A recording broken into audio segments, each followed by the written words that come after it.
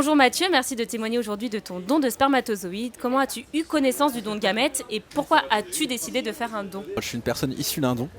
Donc voilà, ça fait partie de mon parcours. C'est quelque chose que j'avais en tête depuis longtemps. Et quand j'ai eu ma deuxième fille, du coup, je suis retombé dans un cabinet de gynécologie face à une affiche qui parlait du don. Et donc ça m'a motivé à aller donner. Et pour ceux qui aimeraient donner leur spermatozoïdes et qui regardent d'ailleurs cette vidéo, peux-tu expliquer brièvement comment se déroule le parcours de don? Le parcours de don, ça se passe en plusieurs étapes. Il y a une première étape qui est plutôt une vérification d'un point de vue santé, d'un point de vue volonté, pourquoi on donne, et puis d'un point de vue génétique, voir si tout est OK. Ensuite, il y a différents recueils, donc c'est là où on récupère les spermatozoïdes, donc ça se passe en plusieurs fois. Et qu'est-ce que tu aimerais dire à ceux qui hésitent encore à faire un don ou à ceux qui ne connaissent pas bien le don de spermatozoïdes? Ce que j'aimerais bien dire du coup aux personnes qui hésitent à faire un don, c'est quelque chose en tout cas, un don de spermatozoïdes, quelque chose d'assez simple. Et après, pour des gens qui auraient des craintes, par exemple,